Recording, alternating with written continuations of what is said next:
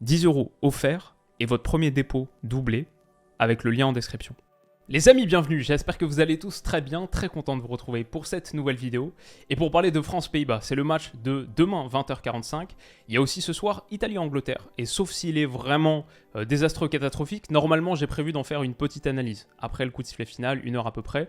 Voilà, vous aurez sans doute une vidéo autour de ça. Tout ça pour dire que le foot de pays, le foot de sélection revient quelques mois après la dernière Coupe du Monde. Et ça me fait très plaisir, j'aurais pas forcément dit la même chose il y a quelques années, j'ai un peu évolué par rapport à ça. Mais là, très content de retrouver nos bleus, d'avoir cette trêve internationale. J'ai regardé plein de petits clips, de vidéos sur la chaîne YouTube de la FFF. J'adore cette équipe de France. Et très content de les voir aussi contre les Pays-Bas, ce qui est forcément un match un peu spécial, un peu particulier pour moi. Ça va être une vidéo assez cool. Dans un premier temps, on va revenir justement sur ces Pays-Bas, où est-ce qu'ils en sont. Ensuite, l'équipe de France et toutes ses interrogations à un moment un peu majeur de son ère moderne, un vrai tournant pour ces Bleus. Et enfin, je vous donnerai mon petit prono, qu'est-ce que ce match va donner, qui est un match important. Et peut-être ça, on doit le rappeler en préambule quand même. C'est quoi ce match? C'est quoi cette rencontre? Pourquoi est-ce qu'on a ce France-Pays-Bas? C'est un match de qualification pour l'Euro 2024, qui se tient pas cet été, mais donc l'été prochain, Euro 2024 en Allemagne. Bon, pour le jouer, il faut se qualifier. Et on est dans un groupe de 5, on était chapeau 2. Donc on est dans un groupe de 5 avec les Pays-Bas, l'Irlande, la Grèce et Gibraltar, ce qui n'est pas un si mauvais groupe que ça, parce qu'on a pas mal de pays qui sont proches de nous, Pays-Bas, Irlande, Gibraltar, bon Grèce c'est un poil plus loin, mais je sais pas, on évite par exemple les Géorgie, les longs déplacements, Azerbaïdjan, Kazakhstan, Arménie, ce genre de choses. Et on a aussi la chance d'être dans un groupe de 5, il y en a qui sont dans un groupe de 6, et même ceux qui sont dans un groupe de 6, il n'y a que 2 pays qui se qualifient, ça il faut le rappeler, que 2 pays qui vont se qualifier pour l'Euro 2024. Alors, il y en a comme les Pays-Bas, comme la Grèce, qui vont avoir une chance supplémentaire s'ils ne sont pas dans les 2 premiers grâce à leur parcours en Ligue des Nations, mais nous, c'est pas notre cas. Donc nous, il faut vraiment qu'on finisse aux 2 premières places. Sinon quoi, pas d'Euro 2024. J'ai même pas envie de penser à cette éventualité. Même pas envie de penser à une équipe de France qui se qualifie pas pour le prochain grand tournoi. Donc, on doit finir aux 2 premières places. Pour ça, ce serait pas mal de battre les Pays-Bas pour bien lancer cette campagne de qualification. Et alors justement, nos amis néerlandais, où est-ce qu'ils en sont? Bon, quart de finaliste de la dernière Coupe du Monde, on s'en souvient très bien, j'avais vu analyser tous leurs matchs sur la chaîne dans le cadre de Côté Mondial, de bons souvenirs.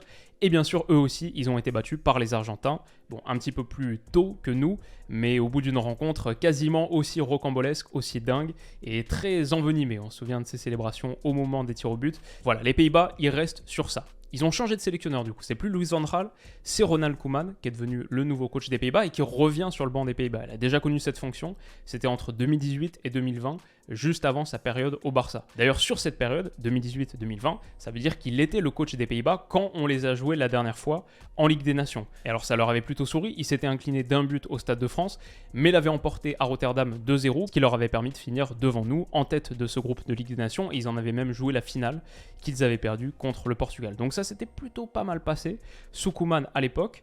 Maintenant, qu'est-ce que ça va donner?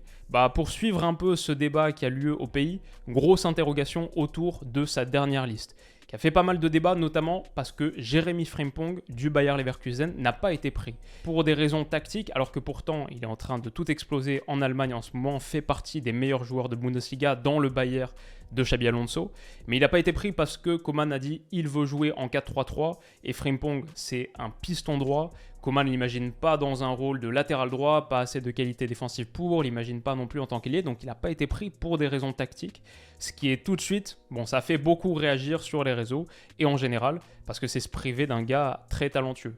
Il y a aussi d'autres interrogations, peut-être qu'elles ont été un peu moins fortes aux Pays-Bas, mais quand même, on se demande pourquoi Koeman donne pas sa chance à ceux qui sont un petit peu en dehors des grands clubs ou de l'Eredivisie, par exemple Branco van den Boomen, Thijs Dallinga, les 2 à Toulouse. Il a parlé brièvement des Français en disant « ouais, pourquoi pas les Français ?» mais sans les convoquer et avec pas de grosses certitudes qu'ils le seront par la suite. Donc voilà, cette liste elle a fait un petit peu polémique, Rein Frimpong, pas de Frimpong, tout le monde est dégoûté. Et je dirais qu'il y a un petit pessimisme ambiant, surtout parce qu'il y a de très gros absents. Frenkie de Jong, blessé 2 semaines, ne fait pas partie. Finalement, il ne fait pas partie de cette liste, il a été remplacé, il ne jouera pas contre l'équipe de France. Pas d'Andries Noppert aussi, le titulaire des Pays-Bas après sa bonne Coupe du Monde, on s'en souvient, bon, c'était un peu l'histoire surprise, l'histoire sympathique autour de ce mondial, mais donc lui n'est pas là, pas le gardien titulaire des Pays-Bas. et pas de Dumfries. Lui, il n'est pas blessé, il est suspendu. Il avait pris un carton rouge, je m'en souvenais même pas, mais il a pris un carton rouge contre l'Argentine au moment des célébrations, après le coup de sifflet final, etc. Et c'est un carton rouge qui peut être reporté sur une rencontre de l'UEFA. Donc lui non plus n'est pas là, alors qu'il avait été très bon pendant la Coupe du Monde. Je me souviens notamment de son match contre les États-Unis. Ça fait de très très gros absents. Alors, une des questions qui naît ici aussi, c'est est-ce que Koeman va en profiter pour tester Xavi Simons sur un rôle de titulaire? Lui qui fait une très très grosse saison au PSV Eindhoven, 26 apparitions en Eredivisie, il joue tous les matchs titulaires, 13 buts, 7 passes décisives, et puis même au-delà de ce qu'il apporte sur ce rôle de milieu offensif central, numéro 10, proche des attaquants. Bon, c'est un gars qui est en train de montrer de très très grosses dispositions pour un gars de 19 ans. Vraiment, il vit sa première saison pleine, ça marche bien pour lui, il a été appelé. Est-ce que Koeman peut le mettre tout de suite titulaire? Moi, je pense que ce sera plutôt Berghuis. Je l'imagine partir un peu sur le choix de la sécurité. J'ai écouté pas mal des interviews de Ronald Koeman. Bon, mon petit avis subjectif, je ne suis pas un grand fan, mais je crois aussi que sur la plupart de ses décisions, il a plutôt envie de privilégier la sécurité. On verra, mais franchement, j'ai vraiment hâte de voir à quoi ressemblera ce 11 des Pays-Bas contre l'équipe de France. Ce sera du 4-3-3, ça c'est sûr, il l'a dit, mais ça peut être du 2-1 comme là, comme ça pourrait être du 1-2 comme ce que fait l'équipe de France avec Tchouaméni en seul 6 devant la défense. On verra, parfois ça peut changer en cours de match aussi. Là où ils ont une force, pour moi, c'est leur ligne défensive. Je pense que plutôt que Malacia, ce sera Ake latéral gauche, comme ce qu'il fait à Manchester City. Ça te permet aussi de mettre De Ligt et Van Dijk en charnière centrale. C'est sans doute sur cette ligne défensive que les Pays-Bas ont le plus de certitude et d'atouts, de qualité. Avec une belle charnière, même si Van Dijk, ça se passe pas top en ce moment. Bon, c'est quand même pas mal. Avec Timber latéral droit, même si c'est pas forcément son meilleur rôle, il peut y jouer clairement. Et ça fait une belle ligne de 4. Beaucoup plus d'interrogations sur le poste de gardien. Silesen qui joue au NEC, qui a vraiment largement passé son pic. Moi je pense que je préférais voir Verbruggen, le très jeune d'Anderlecht. Peut-être que ce sera Noppert qui sera l'incontestable quand il reviendra. Mais je ne suis pas sûr que les Pays-Bas ont vraiment trouvé leur réponse sur le poste de gardien. Ensuite, devant, et on finira par le milieu. Ensuite, devant, peut-être Weghorst en pointe, Gakpo à gauche. Mais ça veut dire que, quoi qu'il arrive, tu n'as pas vraiment d'ailier droit que tu mets dans sa position naturelle. Parce que Memphis, c'est soit pour le mettre en pointe, si tu le mets dans sa position naturelle, soit à gauche. Mais Gakpo, c'est soit en pointe, soit à gauche. Il n'y a pas vraiment, à part peut-être Doniel Malen qui a été appelé un peu au pied levé pour remplacer. Peut-être lui, tu peux le mettre titulaire, mais je pense pas qu'il parte sur une fonction de titulaire. Donc ouais, il y a une petite incertitude dans cette zone pour les Pays-Bas. Sauf si par exemple, ils décident de mettre Berghuis ici. Berghuis, Gakpo, Weghorst ou Berghuis, Gakpo, Memphis ou Memphis, Gakpo. Il y a plusieurs combinaisons, il n'y a pas beaucoup de clarté pour l'instant. Moi j'espère voir Simons, et sinon dans cet entrejeu, Wijnaldum qui fait son retour de blessure, est-ce qu'il peut revenir tout de suite à un très bon niveau? Sinon ce serait peut-être David Klaassen dans une animation un peu différente, peut-être en 1-2. Voilà, on verra ce que ça donne pour les Pays-Bas, mais grosso modo j'ai envie de dire pas beaucoup de certitude et pas tant de talent, de profondeur que ça. J'étais un petit peu déçu de voir leur liste dans l'ensemble. Alors, l'équipe de France maintenant, et cette liste de Didier Deschamps, elle a beaucoup fait parler aussi, évidemment. On en a parlé, nous, j'ai consacré une vidéo sur la chaîne. Malheureusement, Wesley Fofana, qu'on voit ici, qui était appelé en tant que défenseur central, et William Saliba, les deux sont out. Ils ont été remplacés donc par Disasi et par Todibo. Retour de Disasi, mais la première de Todibo. Ça, c'est intéressant. Je suis pas sûr qu'on le voit beaucoup pourtant, parce que c'est pas des matchs amicaux de préparation, c'est des vrais matchs de qualification. Donc encore moins peut-être pour un défenseur central, dans un match où tu aurais besoin de faire la différence, etc. Je suis pas sûr qu'on le voit beaucoup de minutes, je pense qu'il y a plus de chances qu'on voit du Khéphren Thuram entrer en cours de jeu, peut-être sur une fin de match, peut-être contre l'Irlande, mais je pense même pas titulaire. Je pense que le but de ces rencontres, c'est avant tout de les gagner. Il faut se qualifier, pas tant d'expérimenter, de faire des tests. Donc je crois qu'on partira avec le même 11 contre les deux, sauf si contre les Pays-Bas on voit un gros problème. À mon avis, ce sera vraiment les titulaires avant tout et pas trop dans l'optique de tester. Donc peut-être quelques minutes pour Khéphren Thuram. Brice Samba par exemple, je pense pas qu'on le verra du tout. Maintenant je suis quand même content de les voir, je suis content qu'ils aient été appelés et j'en ai parlé dans ma vidéo il y a une semaine à peu près sur la liste de Didier Deschamps, l'analyse que je faisais quelques heures après qu'il l'ait communiqué. N'hésitez pas à aller voir si ça vous intéresse. En attendant, quel 11 est-ce que Didier Deschamps va constituer? Pour moi c'est beaucoup plus clair que les Pays-Bas. Il y a juste une interrogation finalement en pointe, Giroud ou Kolo Muani. Et c'est un truc qui fait beaucoup débat en ce moment. Je voulais poser cette question sur Twitter il y a 1 ou 2 jours. Vous voyez qui titulaire contre les Pays-Bas? Kolo Muani à 60%, vous me répondiez, Giroud 20% et les deux à 20%. Mon idée, c'est que ce sera plutôt Kolo Muani. Et la raison pour laquelle je pense ça, c'est les interviews de Didier Deschamps. Même si la plupart du temps, il manie assez bien la langue de bois, en vrai, c'est quand même possible de lire entre les lignes, notamment sur cette question. On lui demande comment analysez-vous le nouveau statut de Randal Kolo Muani. Il répond: il est certainement plus reconnu à l'extérieur qu'avant la Coupe du Monde, il continue de prouver qu'il était au Qatar pour de bonnes raisons, il a enchaîné derrière, il a emmagasiné de la confiance, il a encore plus d'arguments en sa faveur qu'il n'en avait avant la Coupe du Monde. Et ça, pour moi, c'est pas forcément un truc que tu dis d'un mec que tu vas mettre sur le banc 3 jours plus tard.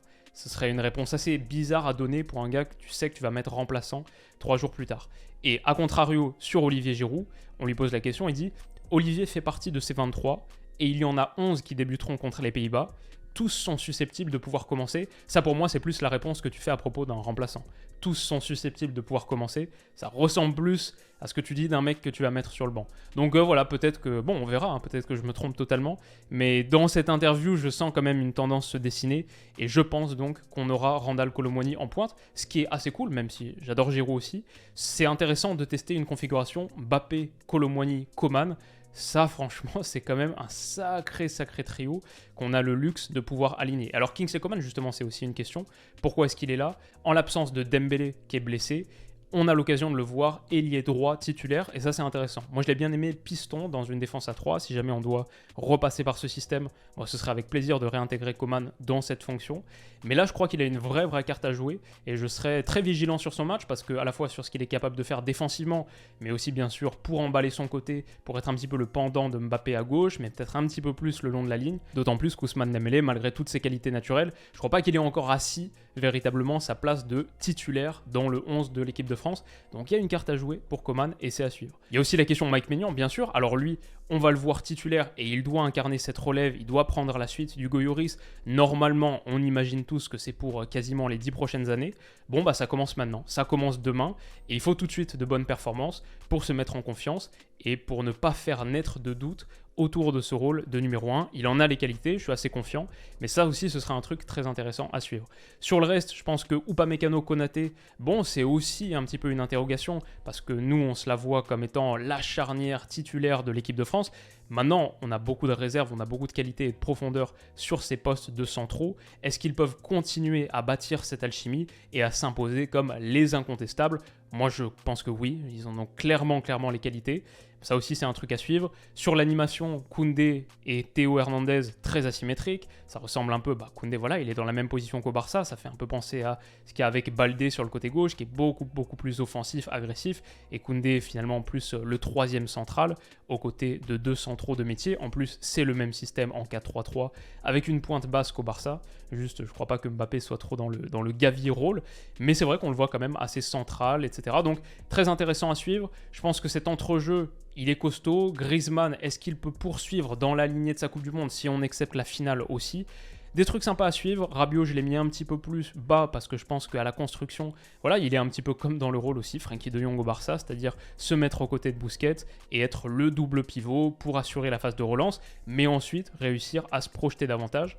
Cette équipe de France, tactiquement, je la trouve intéressante. Sur le papier, on a vraiment beaucoup de qualité. On a quand même de la chance avec ça. Quand je vois les autres listes, ces bleus-là, on a de la profondeur, on a de la qualité. D'ailleurs, c'est dans cette zone où je pense qu'on peut leur faire le plus mal. Griezmann, Rabiot, Tchouaméni, ça me semble vraiment un cran au-dessus d'un De Roon, Berghuis ou Wijnaldum qui revient de blessure. Je pense que prendre la maîtrise, prendre le contrôle du tempo dans l'entrejeu, en plus en étant à domicile, ça peut faire partie des clés du match, mais on verra. On va pas trop anticiper parce que c'est même dur de savoir quel sera le 11 des Pays-Bas. J'ai juste hâte de voir ce match. Et pour nous, c'est quand même un match très important pour lancer cette nouvelle ère post-Coupe du Monde, pour repartir avec de l'enthousiasme et pour se qualifier. Et alors donc, mon petit prono pour ce match, qu'est-ce que ça va donner? L'équipe de France est évidemment favorite, c'est aussi le cas quand on regarde les cotes. 89% des gens partent dessus, ils sont à 1,86, ce qui est quand même pas mal pour un match à domicile. Et les Pays-Bas, 4,35. Bon, voilà, on voit le favori, match nul 3,60. Ça, c'est les cotes que vous trouvez sur Winamax qui sponsorise cette vidéo, que je remercie. Comme vous le savez, je me suis associé avec Winamax en 2023. Et dans le cadre de cette collab, on a aussi mis à disposition cette offre. C'est la meilleure que j'ai jamais présentée sur la chaîne. C'est la meilleure de France. Elle est accessible avec le lien en description. Vous cliquez sur le lien en description, vous effectuez un premier dépôt, il est instantanément doublé. Il faut faire un premier dépôt pour valider l'inscription, mais ce premier dépôt, il est instantanément doublé en pari gratuit jusqu'à 100 €. Donc si vous mettez 100, ça devient 200, mais si vous mettez 20 par exemple, ça devient 40. Et vous recevez aussi instantanément 10 € en cash. 20 sont devenus un capital de 50 pour parier. Tout ça donc, c'est via le lien en description qui vous amène sur cette page et qui me rémunère aussi à chaque utilisation, en tout cas à chaque compte qui est créé à partir de ce lien avec un premier dépôt. C'est un lien d'affiliation, ça m'aide beaucoup, j'en parle souvent sur la chaîne. Voilà, ça c'est une possibilité pour vous si vous souhaitez miser sur ce match, si vous n'avez pas encore de compte Winamax, que tout ça vous intéresse, mais je le rappelle, c'est interdit aux mineurs et aussi les paris sportifs. Bon, on perd la plupart du temps, c'est pas une vraie manière de gagner de l'argent, sinon ce serait trop simple.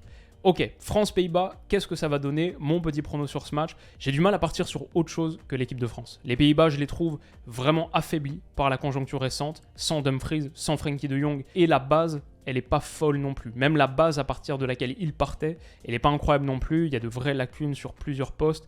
Je pense qu'à part cette ligne défensive, le reste, c'est pas hyper menaçant. Je pense que l'entrejeu est assez faible et je suis pas franchement emballé par le discours et la direction dans laquelle semble partir Ronald Koeman. Donc tout ça, ça fait que ces Pays-Bas, que pourtant j'estime beaucoup, que je connais plutôt pas mal, je suis pas très convaincu par leur qualité. Alors que l'équipe de France, bon déjà elle est à la maison, elle a beaucoup plus de qualité individuelle. Et peut-être c'est vrai, est-ce qu'elle a encore la gueule de bois de cette finale? À quel point est-ce que ce sera facile de repartir? En plus, au milieu d'une saison là où les organismes sont déjà assez sollicités, les matchs étaient il n'y a pas longtemps. Physiquement, jouer une équipe de France qui peut-être aura du mal à monter en gamme. Le début de match, il sera peut-être un peu compliqué, mais à la fin, j'ai du mal à les voir ne pas l'emporter quand même.